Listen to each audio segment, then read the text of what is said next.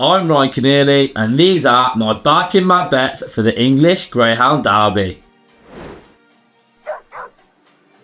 The time has come, and it is the start of the English Greyhound Derby, ran over 500 metres at Toaster and won last year by the La Di Da. It's the best competition of the year, the best of England taking on the best of Ireland over 6 weeks, going head to head, and I have found 3 dogs that I think can go all the way.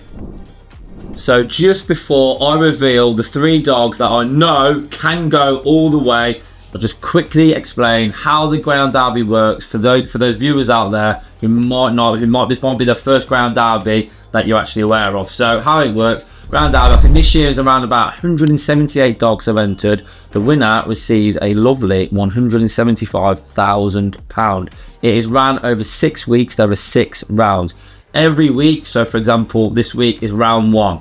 In every race, the first 3 dogs to finish first, second and third will go through to next week, round 2. The dogs that finish in 4th, 5th and 6th, they are knocked out, so they are out of the competition. And every single week then, the first 3 in every race keep going on to the next week, until we are left with the final 6 who will be running for that £175,000 on finals night, which is an unbelievable night's racing. It is like the Cheltenham Festival of greyhound racing. It's exciting, like I mentioned, it is the best taking on the best. You need dogs that have to lead and keep getting through that way. It suits dogs that have got good all-round pace because they can keep finishing second, third.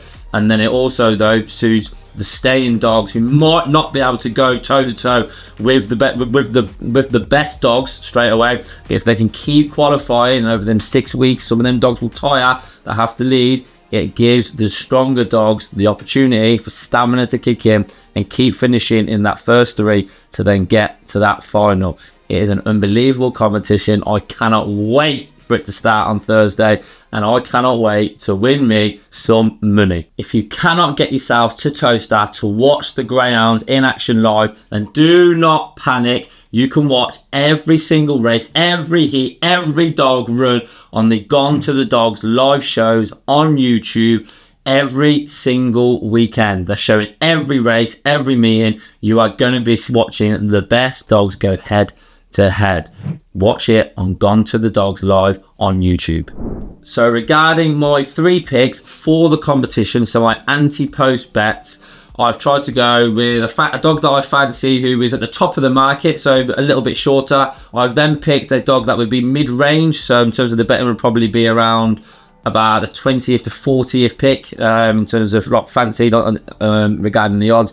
And then I've gone for a bigger price dog at around about 100 to 1 who I think can keep qualifying. So I've varied up my selections here. I fancy all 3, but for different reasons. And my first pick for the Greyhound Derby, he needs no introduction. He hurt me massively the other week in the juvenile final, and he is Buckos Diamond, the Irish Derby winner. Now I know some people are thinking, Ryan, he is 9 to 2. He's too short. How can you put up a dog who's 9 to 2 to win a competition that's got 178 dogs in?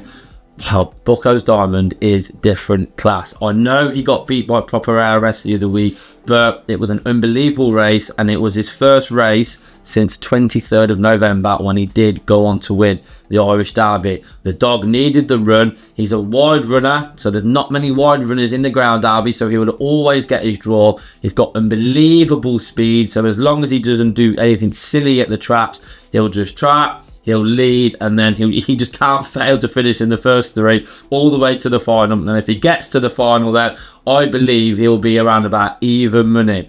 So I think, and to be fair, at 9 to 2, you're getting I'm getting just under even money for him to finish in the final anyway, because your anti-post bets, as long as you get to the final, you get your each way value. So I am going to be back in Buckos Diamond to win the English Greyhound Derby at around about 9 to 2 because the dog is different class.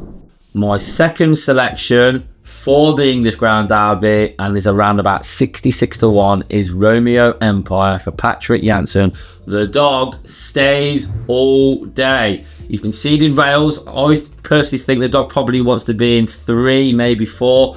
But they've seeded in rails. He went up fairly straight, in fairness, out of trap 2 in a trial stakes the other week.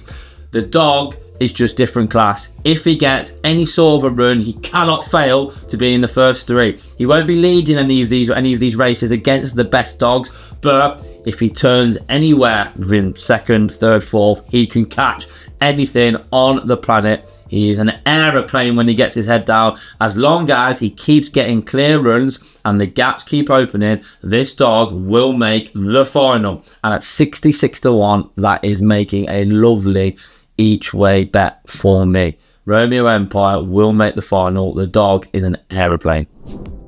My 3rd and final pick for the English Greyhound Derby, and is 100 to 1, is Sunnyside Roxy for Ted Soppit. Known last year as Ballymac Gizmo, when he was a puppy, he reached the final of the Derby last year. He's now had an extra years of race experience. The dog stays all day. He's been running over 6 bends.